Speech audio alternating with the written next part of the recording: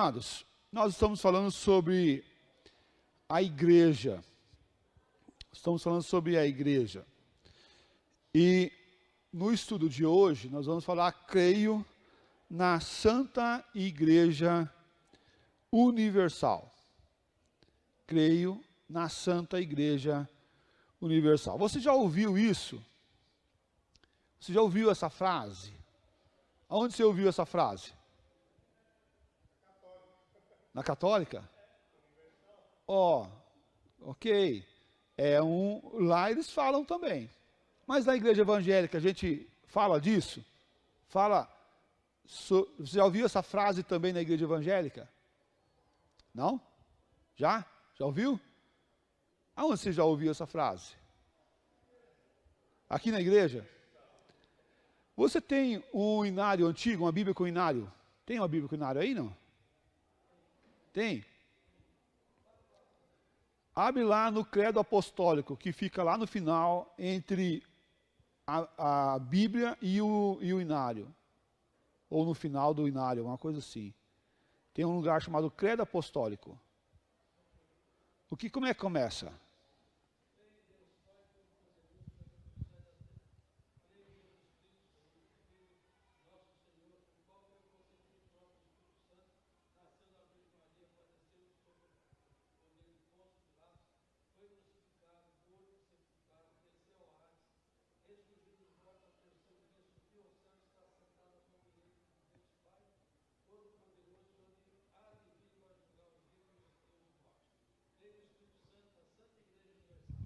Creio no Espírito Santo, na Santa Igreja Universal.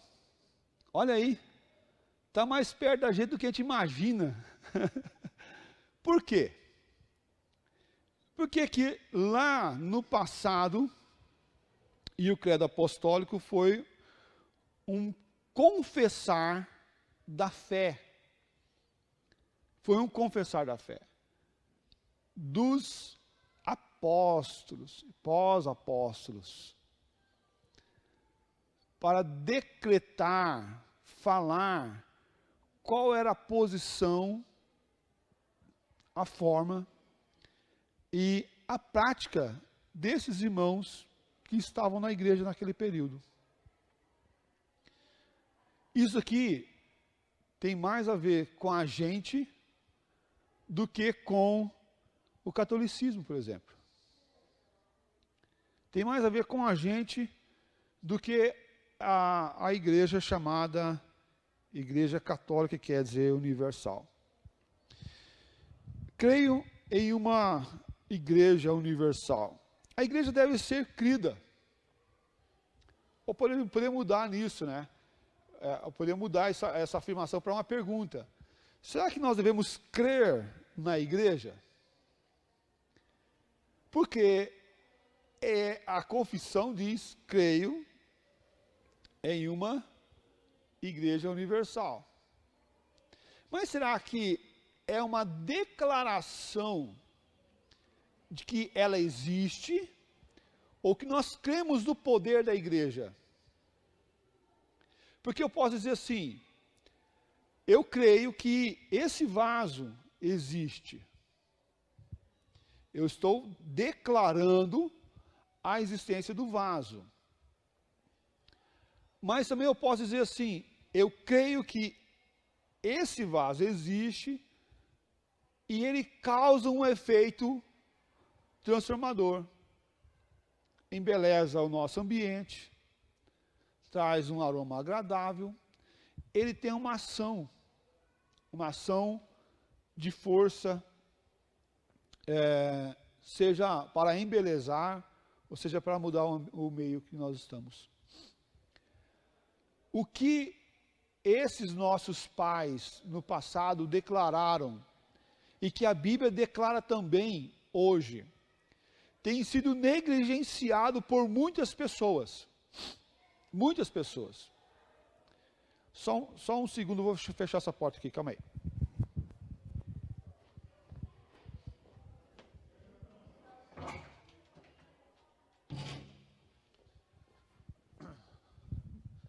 O som vem da sala ali, entra pelo corredor, cria um efeito de ampliar, vem um som enorme aqui no meu ouvido aqui, acaba atrapalhando.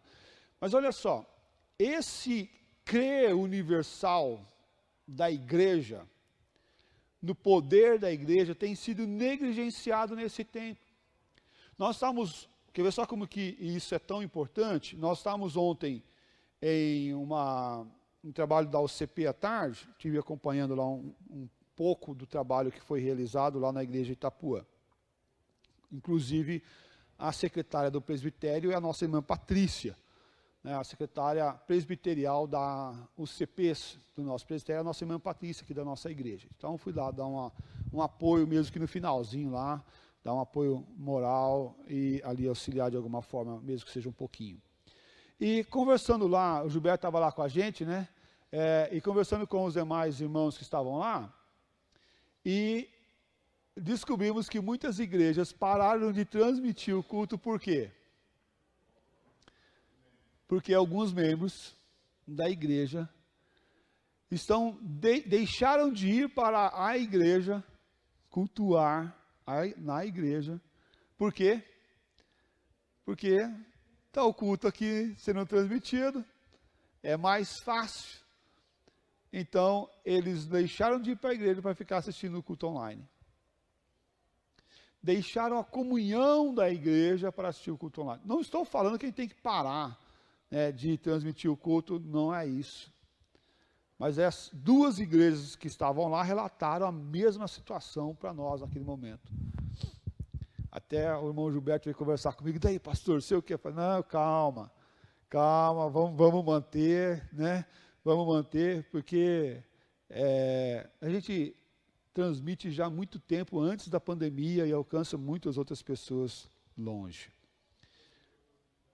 Nunca deixamos de transmitir, desde o começo até hoje. Nós tivemos atraso de um culto, né, que teve um problema no nosso equipamento, mas o culto ele foi transmitido posterior. Desde o tempo da pandemia, tudo o que aconteceu serviu para fortalecer a igreja nesse processo. Mas a corrida e o afastamento da igreja, principalmente com a pandemia, foi grande nesse período. Muitos deixaram de crer na comunhão dos irmãos, na igreja que aqui se reúne para glorificar e exaltar o nome do Senhor Jesus Cristo.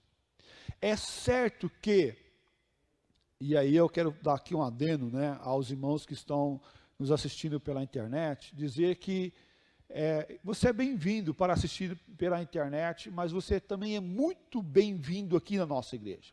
Podendo estar aqui, venha cultuar com a gente, venha adorar o nome do Senhor Jesus Cristo. Não podendo, continue assistindo, não pare de participar do culto aí na sua casa, onde você estiver, no dia que você estiver assistindo esse culto para a glória do Senhor Jesus Cristo. Crer em uma só igreja e crer na igreja universal, nós podemos aqui declarar, e estamos declarando que a igreja ela é mais do que um espaço de reunião. A igreja ela é mais do que um local, porque aqui é onde a igreja do Senhor Jesus Cristo se reúne. Há uma confusão muito intensa no nosso período, nossa época, de declarar que a igreja é as paredes. A igreja não é as paredes, aqui é o templo onde a igreja se reúne, que somos nós. Nós somos a igreja, somos templo do Espírito Santo. Podemos crer numa igreja invisível que recebe uma transformação do Senhor e que tem essa figura metafórica que foi estabelecido como igreja. E a palavra de Deus vai colocar a igreja como várias figuras, por exemplo, como corpo de Cristo. A igreja é corpo de Cristo.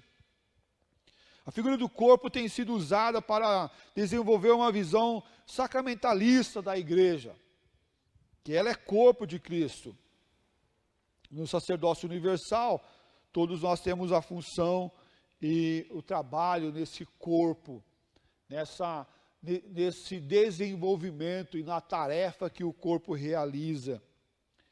Também nós vamos ver essa figura em ação, como corpo, como a ação, mas também assim como Cristo morreu e ressuscitou, nós que somos a igreja morremos quando temos Ele para a vida, e assim como Ele ressuscitou, vamos ressuscitar no último dia. A figura posta é essa, para nós e para aqueles que estão à nossa volta. A unidade da igreja requer uma nova comunidade, unida em fé e vida comum. Unida em fé e vida comum. O caráter da igreja universal vem para nós para dizer que a igreja não é una, não é só essa igreja que tem a declaração total e real e salva em todo lugar, né? Você pode e você vai ver muitas igrejas no nosso tempo se declarar como a única igreja que salva, ou o único templo dos milagres, né? Sábado eu fui com a minha esposa no oftalmo. Vamos ter que fazer óculos, Ronaldo. Vamos ter que fazer óculos a família toda. Olha aí, a Daron agradece, né? Olha aí. E estou lá no estacionamento, o pessoal estava com um som lá de um carro, e uma camisa Jesus vida, tal, e atrás assim, Templo dos Milagres. Eu falo, olha, é aqui então, uhul, né? É aqui então o Templo dos Milagres, né? Eles estavam saindo para uma evangelização, creio eu. Mas muitos declaram a exclusividade a eles, declaram a real e única igreja sobre a face da terra. Não, mas a declaração, creio em uma igreja universal, ela é colocada para que nós venhamos entender que não só nós somos templo do Espírito Santo, habitação de Deus, igreja do Senhor, mas como também os nossos irmãos que confessam o nome do Senhor Jesus Cristo e que têm marcas de uma igreja sadia. A igreja apostólica tinha marcas de uma igreja sadia, desenvolvidas durante a Reforma Protestante, são centralizadas na igreja como apostólica. Jesus escolheu os 12 apóstolos para serem apóstolos, para executarem a tarefa do reino de Deus.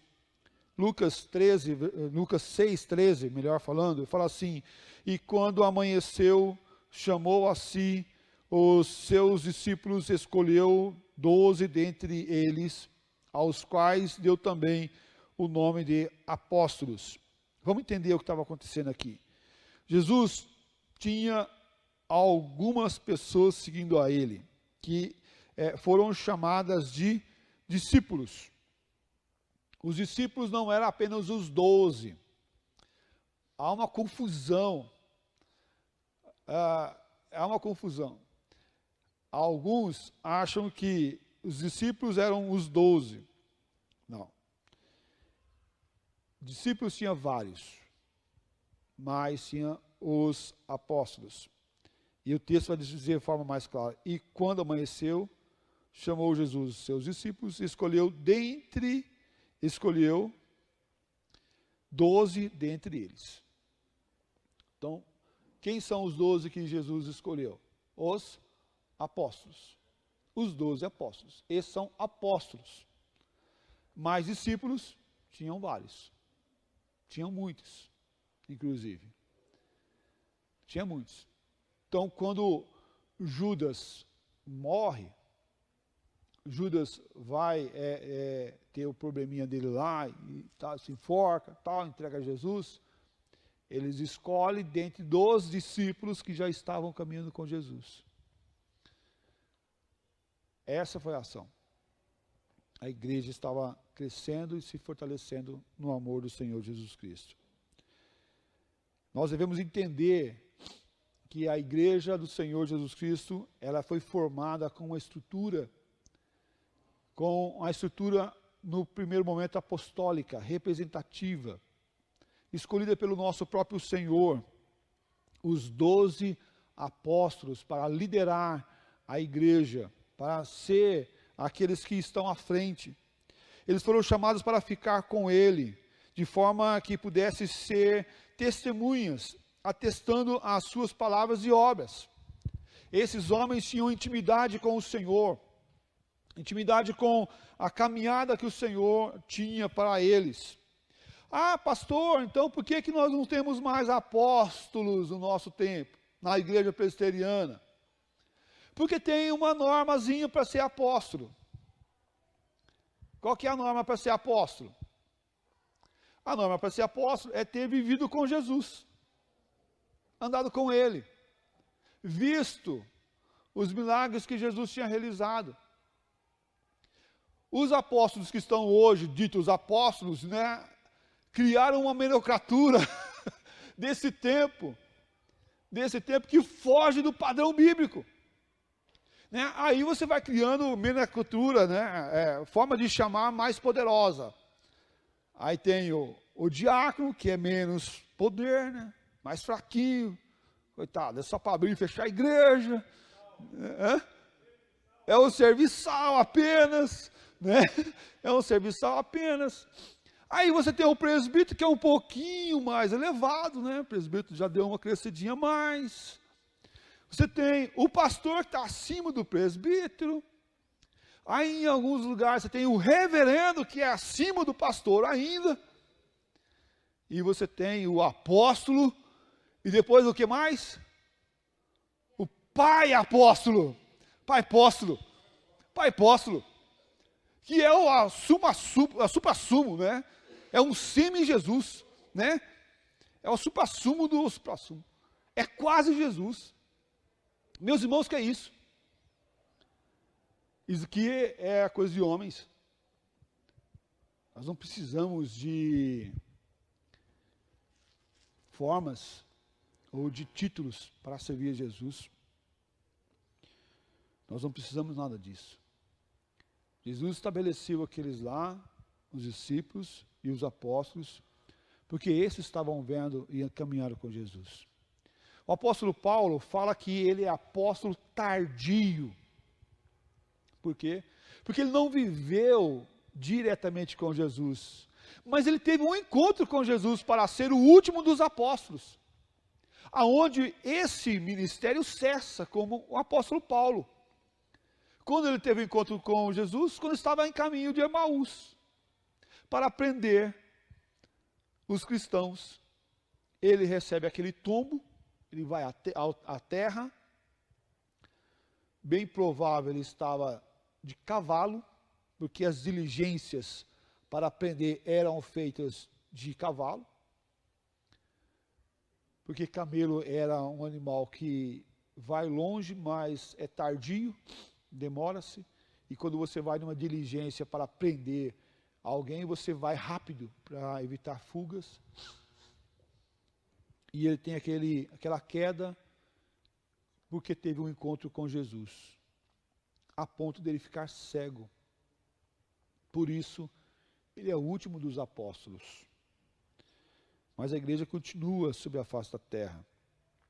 A igreja sendo fortalecida e sendo animada a prosseguir. Assim, pelo envio que Jesus realizou. Mateus 10, versículo 5. A esses 12 enviou Jesus, dando-lhes as seguintes instruções: não tomeis rumo aos gentios, nem entregueis a cidade de samaritanos. Jesus deu uma missão, primeira, de ir evangelizar não aos gentios, naquele momento, porque essa missão foi dada ao apóstolo Paulo, tardio, no seu apostolado, mas foi realizada com apreço e com afinco por esse irmão. Aqueles que foram enviados por Cristo, os apóstolos foram enviados por Cristo, receberam do próprio Cristo a missão dada. E eles não rejeitaram o apostolado e a obra do Senhor Jesus Cristo. Pelo contrário, eles foram pregar. Jesus fez a confissão de Pedro sobre a rocha, da fundação da sua igreja. Ele recebeu fundamento, juntamente com os demais discípulos, a autoridade e as chaves dos céus, para assim ampliar e realizar a obra do Senhor. Você pode olhar isso lá em Mateus 16 e Mateus 18. Pode ler isso depois. Eu quero chamar a tua atenção ao versículo 19 de Mateus 18. Em verdade vos digo que, se dois dentre vós sobre a terra concordares a respeito de qualquer coisa, porventura pedirem, ser-lhe-á concedido por meu Pai que estás no céu. A autoridade foi dada, a autoridade a pedir, a autoridade a clamar, a autoridade a confessar Jesus Cristo como Senhor da vida e usar essa autoridade para glorificar o nome do Senhor e exaltar o Senhor Jesus Cristo. Jesus é a pedra angular. Jesus é a pedra que sustenta a vida da igreja, dessa igreja universal. Pedro, assim como os demais irmãos, eles estavam para anunciar a verdade de salvação e proclamar que as portas do inferno não vão prevalecer contra a igreja do Senhor Jesus Cristo. Nós somos essa igreja militante que ainda luta e que batalha para exaltar o nome do Senhor Jesus Cristo e glorificar a Ele, porque somente assim vamos receber o melhor do Senhor. Mateus 10, 40 fala assim: quem vos recebe a mim, quem vos recebe a mim, me recebe. E quem me recebe, recebe aquele que me enviou. Dá para entender o texto? Olha lá, Jesus enviou os apóstolos. E ele falou assim, ó, quem receber vocês, está me recebendo. E quem me recebe, recebe aquele que me enviou. Então, quem que enviou Jesus? Deus. Então, é o seguinte, você bate na porta de alguém, a pessoa abre a porta. Então, a pessoa está recebendo a Jesus, porque recebeu você. E quem recebe a Jesus, recebe a Deus. Percebe que a ação salvadora está no conjunto do processo, e não apenas numa ação unitária. Quem recebe a nós, a mensagem pregada, recebe a Cristo. E quem recebe a Cristo, recebe a Deus Pai Todo-Poderoso. Pela ação de quem? Do doce Santo Espírito, que é de convencer, de nos convencer do pecado, do juízo e da justiça. Há uma ação transformadora, há uma ação que vem de Deus aos corações dos homens e das mulheres que padecem sem Jesus Cristo.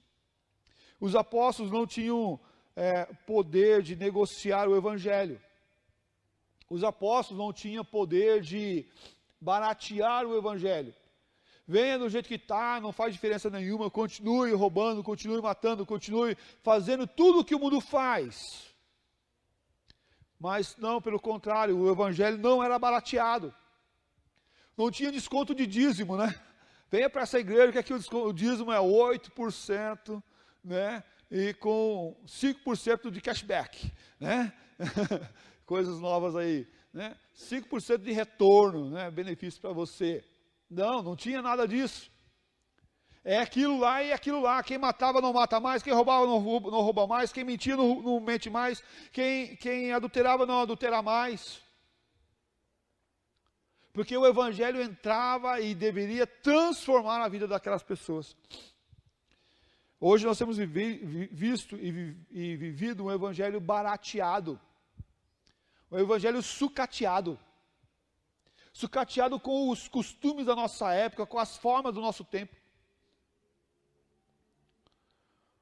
Nós estamos no mês de junho e nós temos, nesse período agora, algumas festas pagãs.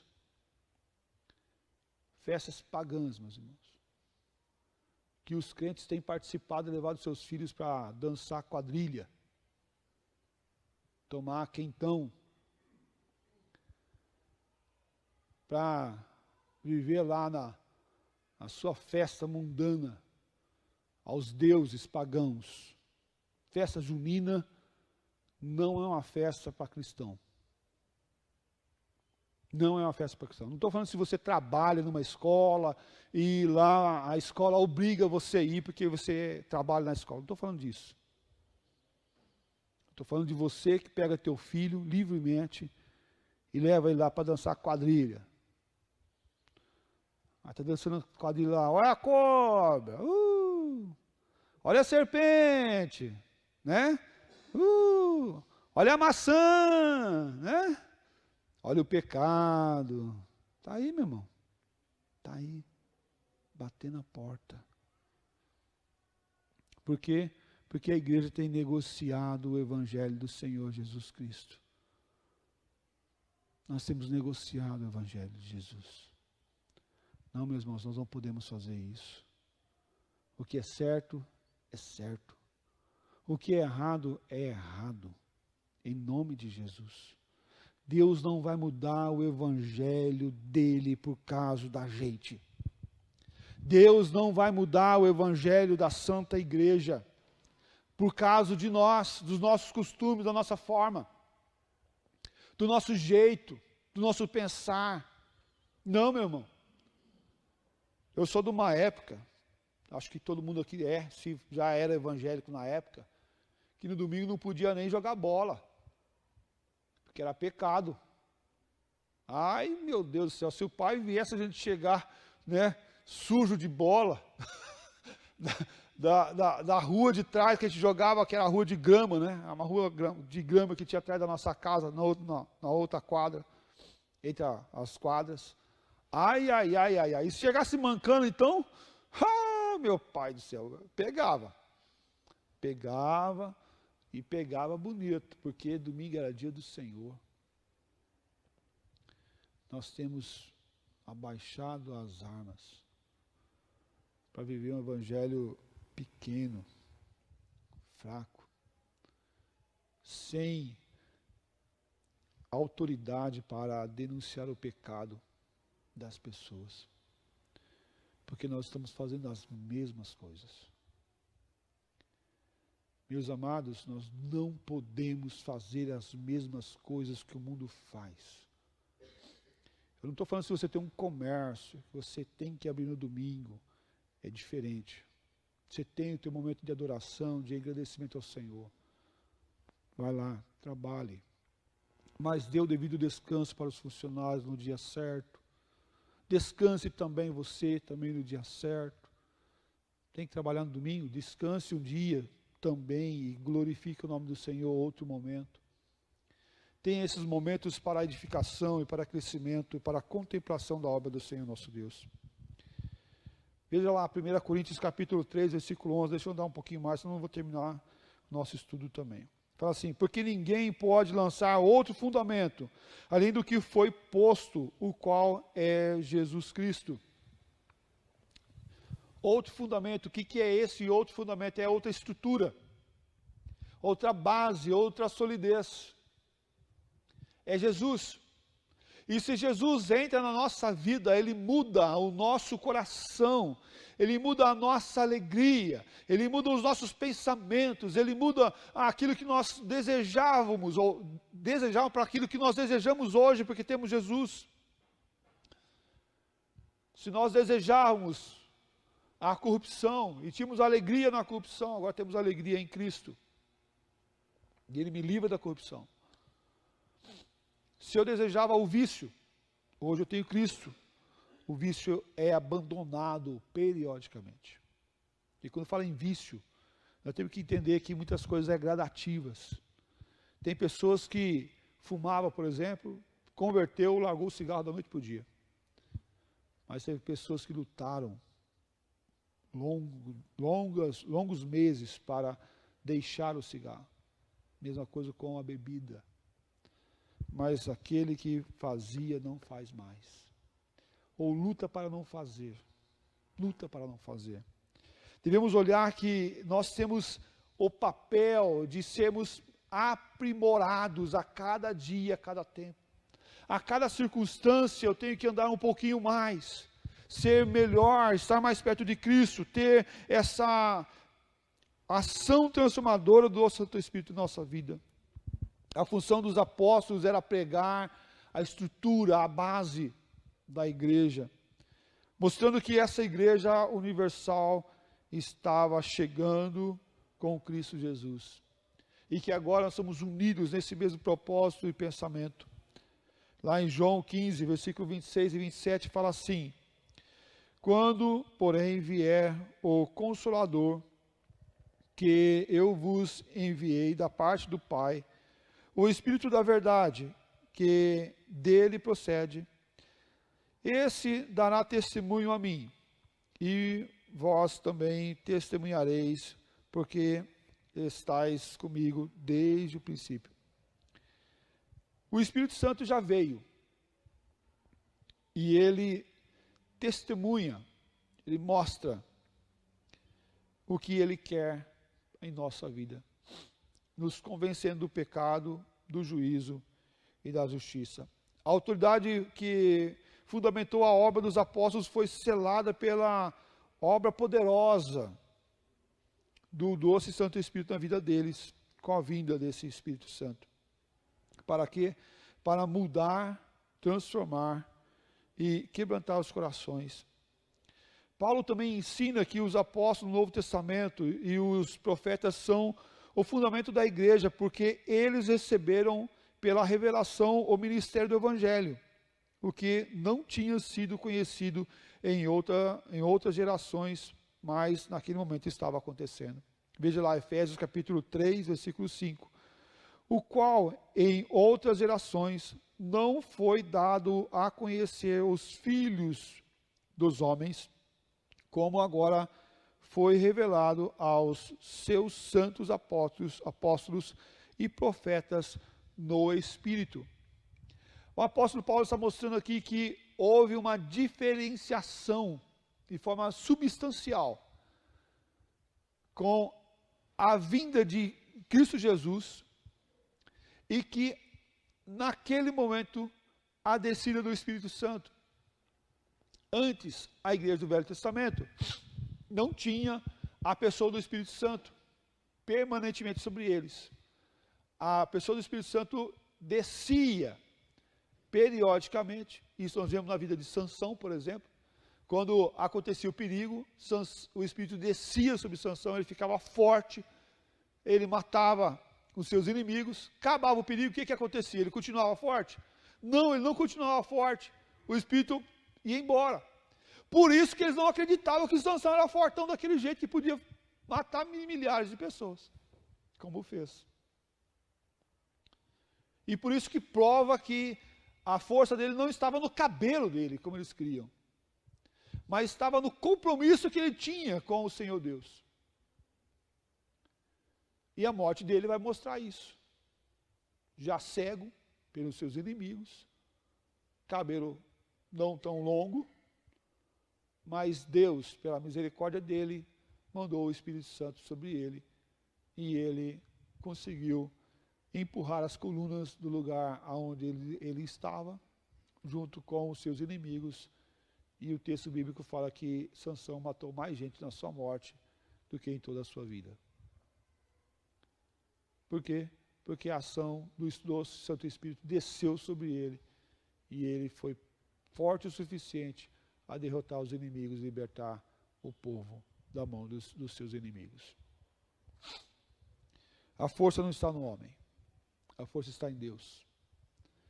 Agora, Jesus Cristo havia vindo, morrido, ressuscitado, o véu havia rasgado, a igreja tinha acesso ao Santo dos Santos. Todos nós temos acesso a Deus diretamente, não precisamos de um sacerdote para intermediar isso, mas temos acesso ao Senhor. O véu se rasga, nós temos acesso ao Senhor. Agora, quando Jesus sobe aos céus, ele manda o Espírito Santo que habita em nós, e que é poder, força, e que nos revela. Isso foi acontecido lá, e o apóstolo Paulo está relatando, foi revelado aos seus santos apóstolos e profetas no Espírito. Não foi revelado através de uma ação pessoal, mas da pessoa e não da força, como alguns querem pregar no nosso tempo, que o Espírito Santo é uma força e não uma pessoa. Nunca vi força revelar nada, irmãos. Força não revela. Força não revela. Força faz um aparelho funcionar, uma lâmpada acender, mas não tem revelação. Não traz esclarecimento de nada. Mas o Espírito Santo não é uma força, apesar de ter força. Mas ele é uma pessoa. E por isso ele revela.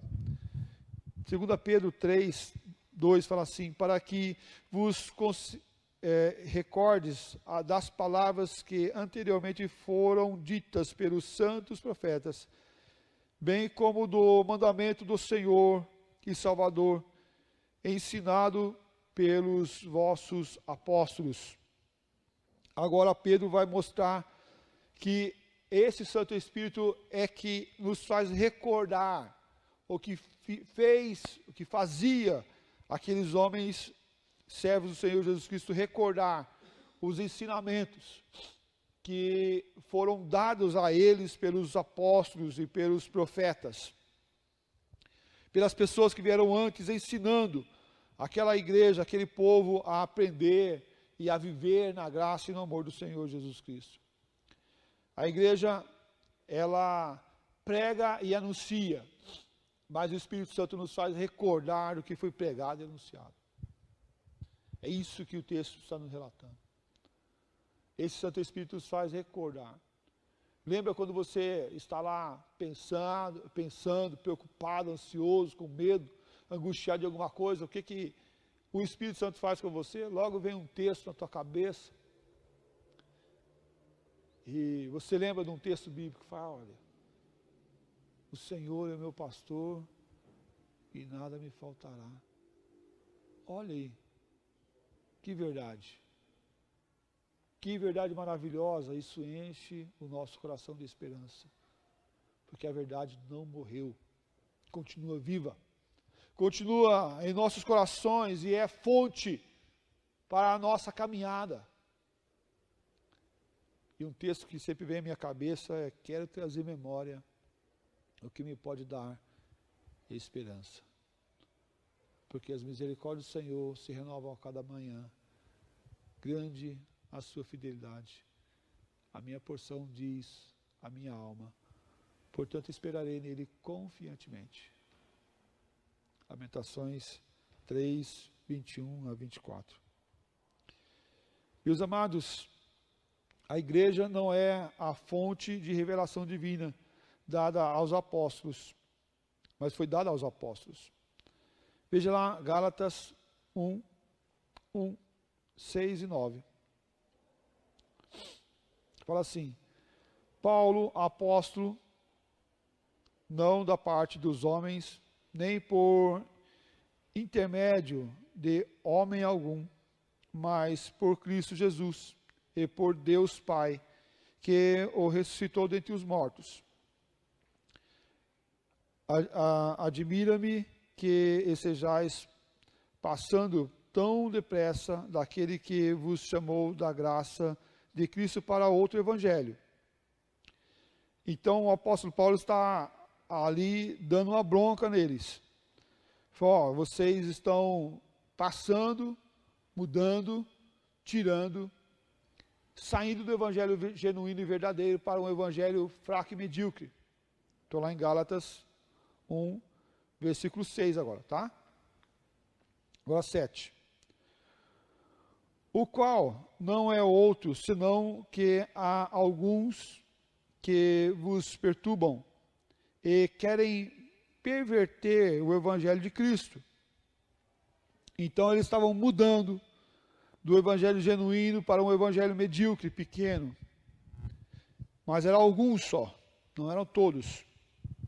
Versículo 8. Mas ainda que nós, ou mesmo um anjo vindo do céu, vos pregue evangelho que vá além do que vos temos pregado, seja anátema. Então, se nós estamos aqui pregando ou vivendo o Evangelho, olhando o Evangelho genuíno e puro, nós não podemos aceitar outra coisa, além do que foi pregado e anunciado para nós. E o texto fala que se vir um anjo, aparecendo lá no céu, anunciando coisa diferente, o que nós devemos fazer? Não ceder. Ficar firme. Não vá. Não vá por esse caminho, porque é um caminho tortuoso. É um caminho mau. É um caminho que não edifica no Senhor Jesus Cristo. Veja o versículo 9. Assim como já dissemos, e agora repito, é aquela história, vou falar de novo. Vou falar de novo, escuta direito aí que eu vou falar de novo. Se alguém pregar outro evangelho que vá além daquele que recebestes, seja anátema. Por que ele fala no versículo 8 e no versículo 9 praticamente idêntico? Vou ler deixa o versículo 9 aí, Gilberto. Eu vou ler o versículo 8, presta atenção aí. Diz assim o versículo 8, compara com o versículo 9. Mas, ainda que nós, ou mesmo um anjo vindo do céu, vos pregue evangelho que vá além do que temos pregado, seja anátema. Está muito perto. Está muito perto. Muito próximo. Por que ele fala isso no versículo 8 e no versículo 9? Porque ele está reforçando. É quando você fala assim, santo, santo, ele é um reforçador, é multiplicado. Na Bíblia é assim.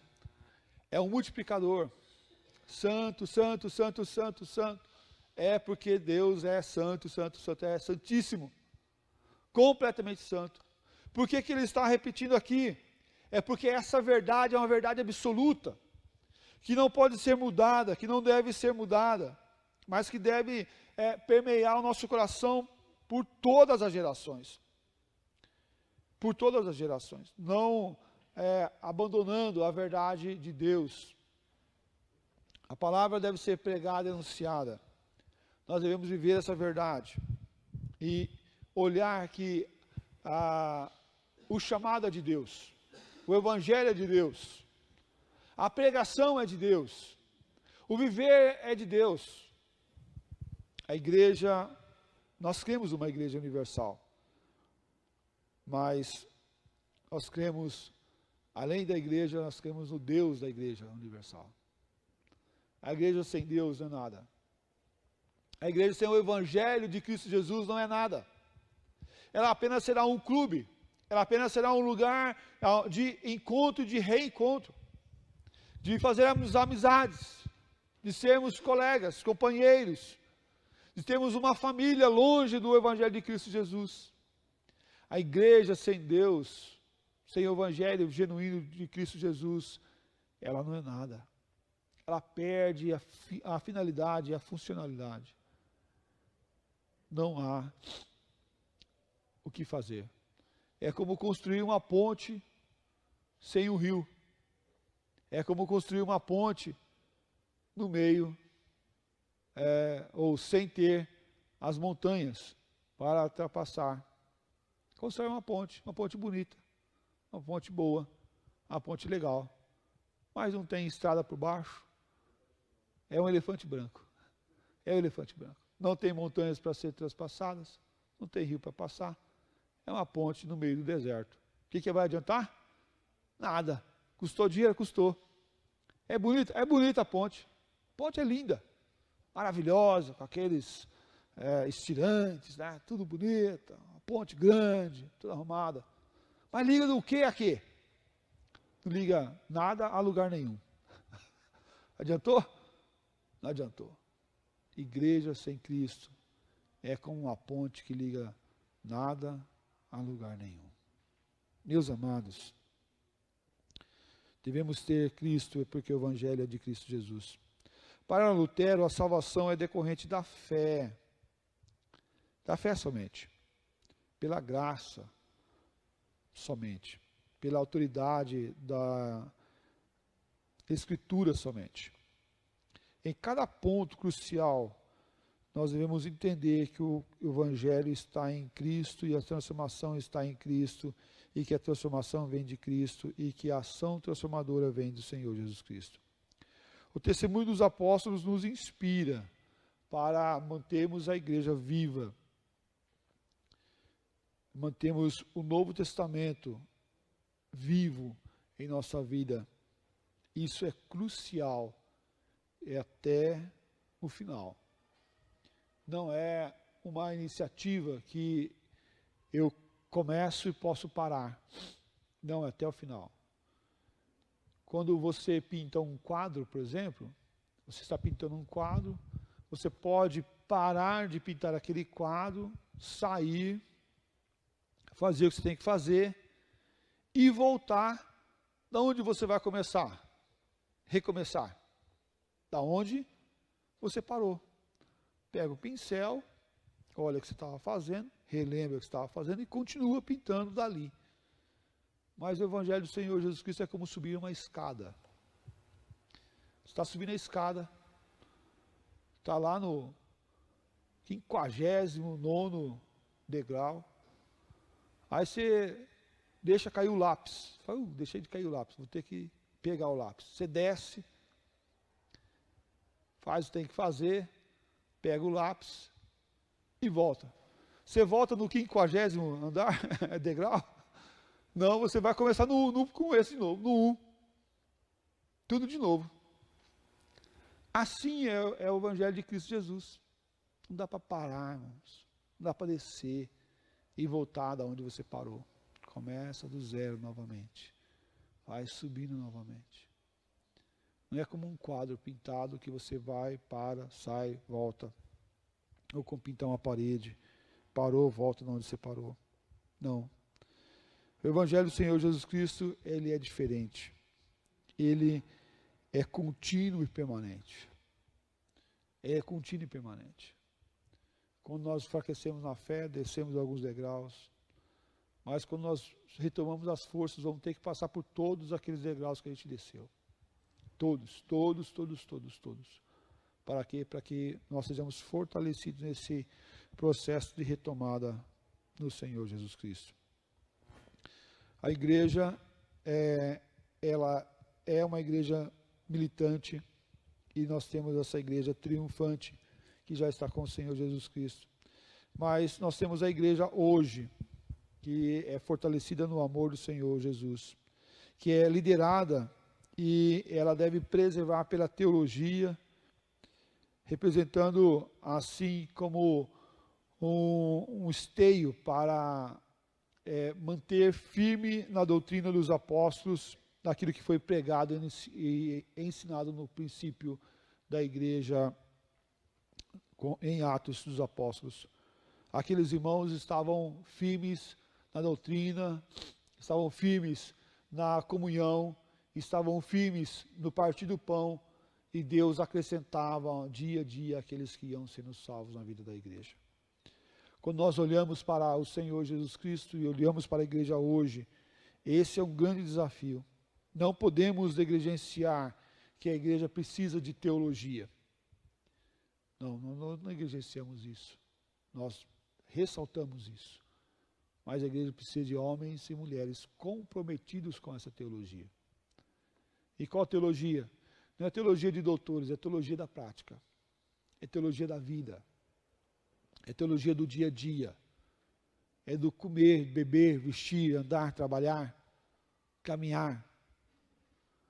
Nós não precisamos de doutores dentro da igreja. Nós precisamos de crentes que conheçam a Jesus Cristo e que amam a teologia, né? E a teologia principalmente de Cristo.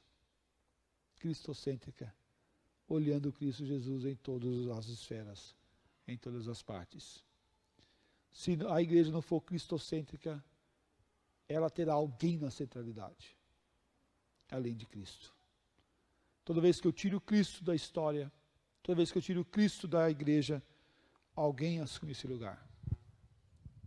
Uma personalidade assume esse lugar. Alguém assume esse lugar. E esse é o perigo do nosso tempo. Onde as pessoas têm sido rasas, têm andado de forma simplórias, não olhando Cristo Jesus como autor e consumador da fé, como a centralidade da sua vida. A unidade da igreja.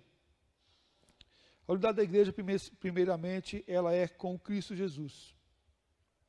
Nós somos unidos com Cristo.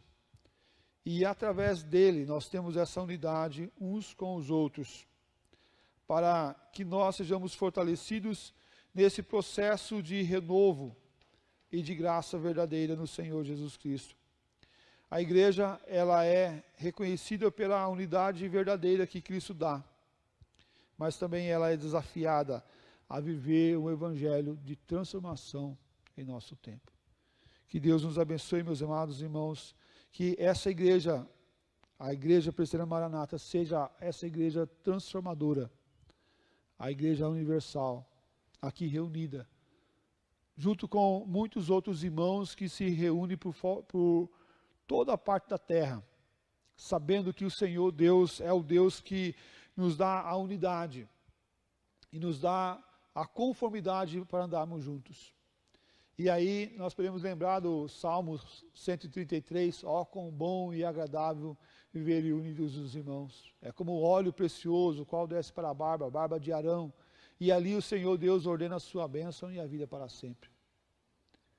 É como o orvalho do irmão, que desce pelos campos e ali abençoa todo aquele vale. E ali o Senhor Deus ordena a vida para sempre. Meus amados, não vamos negligenciar a comunhão dessa igreja, da igreja que o Senhor Jesus Cristo transforma e transformou e que trabalha para a glória do Senhor Jesus Cristo. Que Deus nos abençoe e nos guarde para sermos essa igreja. Não uma igreja que aceita tudo, porque isso cai naquilo que nós vimos do ecumenismo, em certa medida. Ah, mas nós cremos na igreja universal, então o pessoal da igreja tal, A, B, C ou D, é tudo irmão nosso. Não é isso, pastor? Eu falei, não, calma aí, espera um pouquinho, quais são as marcas dessa igreja? Ela crê em Cristo Jesus como seu único Salvador? Ela crê? Ela crê no Espírito Santo? Ela crê em Deus? Trindade. Tá certo? Deus Pai, Deus Filho, Deus Espírito Santo. Ela crê no poder da igreja. Ela crê na ação de Deus no coração dela. Ela crê numa nova vida. Ela crê na ressurreição. Ela crê na palavra de Deus, é a única regra de fé e prática. Verdadeiramente. E aí nós podemos relembrar o credo apostólico. Né, Ronaldo? Ronaldo leu ali parte do credo apostólico para nós. Ela crê no credo apostólico. Ela tem os catecismos como a sua forma de interpretação da Bíblia. Ela crê nisso ou não? Não, ela tem a doutrina dela mesmo. Tá bom, mas a doutrina dela é bíblica ou é de conversa? Não tem como, não. Não tem como.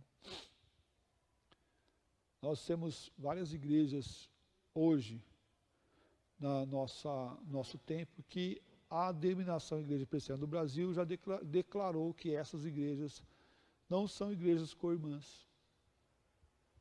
Por quê? Porque abandonaram completamente, ou nunca tiveram completamente o Evangelho do Senhor Jesus Cristo. E isso nós temos de forma muito clara.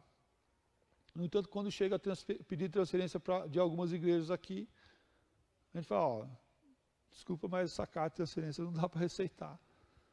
Né? Vai ter que fazer classe de novos membros. Em alguns casos até batismo. Até batismo. Por quê? Porque nós não queremos que essas igrejas pregavam e anunciavam o evangelho genuíno e verdadeiro. precisa retomar e recomeçar. Mas também nós cremos que nós não somos a única igreja santa, séria, e que proclama a verdade de salvação. Que tem muitas outras igrejas também sérias, que estão anunciando a verdade do amor de Deus. Mas graças a Deus nós compomos essas igrejas. E vamos assim continuar trabalhando para a glória do Senhor Jesus Cristo. Anunciando esse evangelho verdadeiro, não abrindo mão da verdade de Deus. Não abrindo mão daquilo que Deus quer fazer nesse tempo e nesse momento. Que Deus nos abençoe, meus amados. Não vamos abrir mão do evangelho do Senhor Jesus Cristo. O que é certo, o que é errado. O que nossos pais no passado fizeram de certo, vamos manter. Mas o que nossos pais lá no passado fizeram de errado, vamos corrigir. Vamos caminhar para uma igreja santa e cada dia mais pura, em nome do Senhor Jesus Cristo. Quero convidar você a orar, abaixar sua cabeça, a colocar a sua vida diante do Senhor Jesus Cristo. Essa mensagem é importante porque você faz parte dessa igreja. Porque eu faço parte dessa igreja. Enquanto ela se manter pura no Evangelho de Cristo Jesus, vamos assim manter a igreja. Quando ela abandonar o Evangelho genuíno e verdadeiro do Senhor Jesus Cristo, abandonamos a igreja também. Em nome do Senhor Jesus, não vamos ficar não. Vamos lá. Nosso compromisso é com Deus. Com Deus a igreja. E vamos manter isso em nome do Senhor Jesus Cristo. Vamos orar. Ó Pai, precisamos encarecidamente do Senhor, do seu agir, da sua transformação, do seu amor em cada coração. Peço, ó Pai, que o Senhor esteja nos ajudando e nos fortalecendo, ó Pai, a cumprir com o teu plano e propósito. Renova, ó Pai, a fé, o amor e a esperança no coração de cada irmão e irmã. Que a graça do Senhor Jesus Cristo seja mantida e renovada nos corações. Ser, Pai, com aqueles que estão cansados, desanimados, tristes e entristecidos, ó Pai. Que o amor de Deus, que excede todo entendimento, seja sobre eles. E os fortaleça, ó Pai, a fazer o melhor para o Senhor Jesus Cristo. Tem misericórdia, Pai, de nós. Nos ajuda, ó Deus. E que sejamos verdadeiras testemunhas do teu amor, da sua graça e do seu cuidado. Abençoe, Pai, a Igreja Presbiteriana Maranata. Que nós sejamos, ó Pai, parte viva dessa igreja universal, da igreja que luta e que vive na comunhão do amor do Senhor Jesus Cristo. Que nós, ó Pai, aqui sejamos firmes e fortalecidos no amor do Senhor. Que as nossas lideranças, ó Pai, sejam fortalecidas na sua palavra. Que ao falarem, ó Pai, a proclamar a verdade do amor de Deus, seja visto o Senhor na vida deles. Em nome do Senhor Jesus, ó Pai, que nós oramos e agradecemos. Amém, ó Pai. Amém. Que Deus os abençoe e os guarde, em nome de Jesus. Amém.